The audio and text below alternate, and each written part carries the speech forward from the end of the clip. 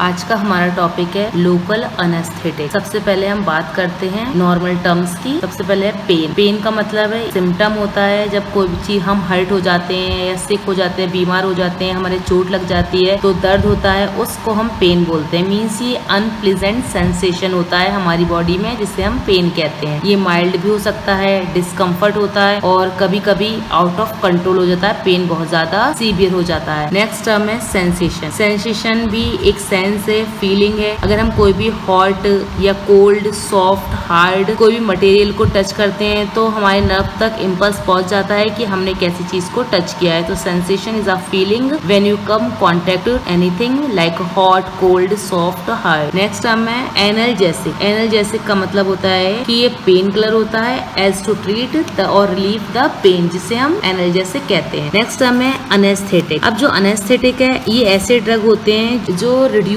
कर देते हैं पेन को। अब पेन को रिड्यूस कर देते हैं, उन्हें हम अनेस्थेटिक कह देते हैं। मींस सेंसेशन को रिड्यूस करते हैं। जब सेंसेशन रिड्यूस हो जाता है तो पेन भी हमारा रिड्यूस हो जाता है, लेकिन ये रिवर्सिबल लॉस ऑफ सेंसेशन होती है। कुछ टाइम बाद जब सेंसेशन खत्म हो जाएगी अनेस्थेटिक ड्रग की, उसके बाद फिर से बैक पेन होना स्टार्ट हो जाएगा, इसलिए इसे रिवर्सिबल लॉस ऑफ सेंसेशन कहते हैं। नेक्स्ट, अनेस्थेटिक कितने टाइप का होता है? अनेस्थेटिक 2 टाइप में डिवाइड है। फर्स्ट लोकल अनेस्थेटिक, सेकंड है जनरल अनेस्थेटिक। अब जो लोकल अनेस्थेटिक होता है, नाम से ही पता चल रहा है कि पेन जो पर्टिकुलर एरिया पर होता है वहां के सेंसेशन को हम खत्म करते हैं एट ए लोकल एरिया और ए पर्टिकुलर एरिया, उसे हम लोकल अनेस्थेटिक कहते हैं। और जो जनरल अनेस्थेटिक है इसमें भी सेंसेशन को लॉस किया जाता है लेकिन पूरी बॉडी के सेंसेशन को खत्म किया जाता है, उसे हम जनरल अनेस्थेटिक कहते हैं। अब जो लोकल अनेस्थेटिक होता है ये माइनर सर्जरी के लिए यूज होता है और जो जनरल अनेस्थेटिक होता है ये मेजर ऑपरेशन सर्जरी के लिए यूज होता है। लोकल अनेस्थेटिक के एग्जांपल की हम बात करें कि टूथ को रिमूव कर रहे हैं, आई सर्जरी हो रही है तो लोकल अनेस्थेटिक यूज होता है। और जब हम जनरल अनेस्थेटिक यूज करते हैं पूरी बॉडी के लिए, जब हार्ट की सर्जरी हो रही है, कोई भी ऑर्गन हमारा ट्रांसप्लांट हो रहा है तो जनरल अनेस्थेटिक दिया जाता है। लोकल अनेस्थेटिक के example lidocaine, procaine and general anaesthetic के ड्रग के एग्जांपल है हमारे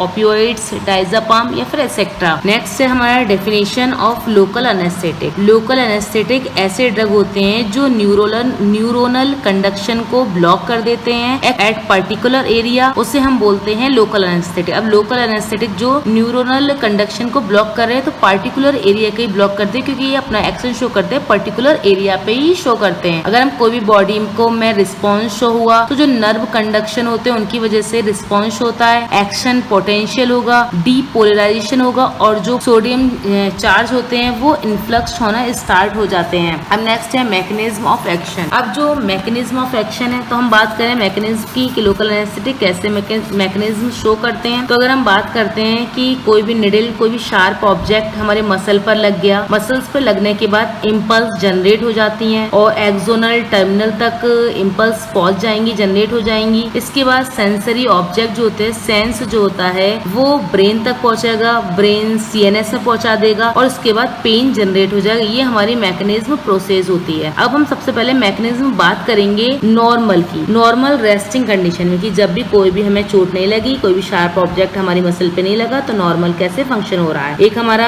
ESCF एक्स्ट्रा सेलुलर फ्लूइड होता है, ICF इंटरसेलुलर फ्लूइड होता है और ये दिख रहा है एक्सोनल मेम्ब्रेन है। लोकल अनेस्थेटिक रिसेप्टर होते हैं, H गेट होता है जिसे हाफ गेट बोलते हैं, एक M गेट होता है। तो जब कोई भी चोट नहीं लगी होती मीन्स कोई भी इम्पल्स जनरेट नहीं होता है तो कोई भी सेंसेशन नहीं होगा। मीन्स जो M गेट है वो क्लोज रहेगा तो सोडियम आयंस जो है अंदर नहीं पहुंच पाएंगे, तो कोई भी जो इम्पल्स जनरेट नहीं हुए। ये हमारा नॉर्मल सेंसेशन का, नॉर्मल रेस्टिंग फेज का। अब हम बात करते हैं एक्टिवेट का, एक्टिवेट पोजीशन का। अब सबसे पहले एक्टिवेट की बात करें कि जब सिग्नल जो इम्पल्स होता है वो जनरेट हो जाते हैं। जब इम्पल्स जनरेट हो जाते हैं तो जो M गेट होता है वो ओपन हो जाता है। अब जो M गेट है ये ओपन हो जाता है तो सोडियम आयंस हैं वो अंदर की तरफ जाने लगते हैं, सोडियम आयन अंदर की तरफ जाने लगते हैं क्योंकि जो सोडियम चैनल है वो ओपन हो जाता है तो सोडियम आयंस इन्फ्लक्स होने लगे, अंदर की तरफ जाने लगे, डीपोलराइजेशन होना स्टार्ट हो जाएगा और डीपोलराइजेशन होना स्टार्ट हो जाएगा तो मीन सेंसेशन हो जाएगा, रिस्पॉन्स शो होना स्टार्ट हो जाएगा। ये एक्टिवेटेड फॉर्म है। अब हम बात करते हैं इन एक्टिवेटेड फॉर्म की, मतलब ब्लॉक्ड स्टेट की, जब कोई भी लोकल अनेस्थेटिक एजेंट दिया जा रहा है। अब हम बात करते हैं कि लोकल अनेस्थेटिक ड्रग दे दिया गया, इंट्रोड्यूस कर दिया गया बॉडी में, तो वो आसानी से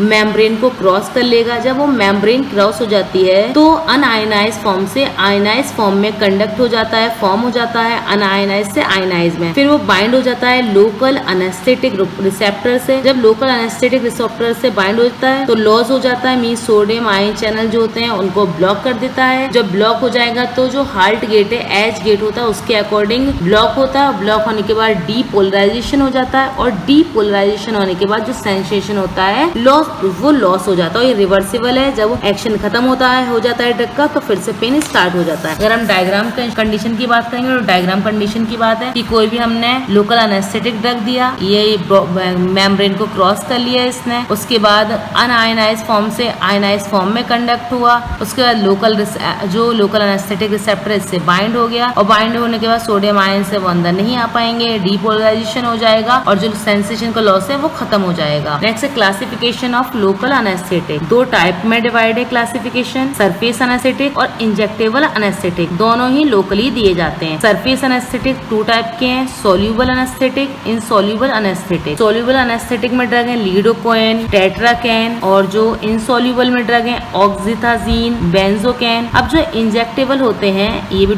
तीन टाइप में डिवाइड है, low potency short duration, intermediate potency duration and high potency और लॉन्ग ड्यूरेशन। अब जो low potency short duration drug होते हैं प्रोकेन, क्लोरोप्रोकेन, इंटरमीडिएट पोटेंसी और ड्यूरेशन होता है लीडोकेन, प्राइलोकेन। जो high potency long duration drug है वो है टेट्राकेन, रोपिवाकेन। बाकी स्टूडेंट जिसने भी चैनल सब्सक्राइब नहीं किया है चैनल को सब्सक्राइब करिए, बाकी प्रीवियस वीडियो देखिए, चैनल को लाइक करिए, शेयर करिए। बाकी यूजेज है लोकल एनेस्थेटिक के, ये सेंसेशन को लॉस कर देता है, पेन को रिड्यूस कर देता है, कम कर देता है, नर्व ब्लॉक कर देता है, नर्व को ब्लॉक कर देगा तो मीन्स जो वोल्टेज चैनल होते हैं सोडियम आयन चैनल उनको ब्लॉक कर देता है और इसे as a ointment, as a injection form में यूज किया जा सकता है। एडवर्स इफेक्ट जो होते हैं वो होते हैं मसल ट्विचिंग हो जाती है, हाइपोटेंशन हो सकती है, मीन्स ब्लड प्रेशर लो हो सकता है, स्किन रेड हो जाती है, अस्थमा कंडीशन हो सकती है और नोजिया वॉमिटिंग भी हो सकती है। It is adverse effect of local anaesthetic. बाकी लोकल एनेस्थेटिक का हमने पढ़ लिया कि लोकल एनेस्थेटिक किसे कहते हैं, मोड ऑफ एक्शन क्या है और कितने टाइप में डिवाइड है, इसके यूजेस क्या है, एडवर्स इफेक्ट क्या है। बाकी नेक्स्ट टॉपिक नेक्स्ट लेक्चर में डिस्कस करेंगे।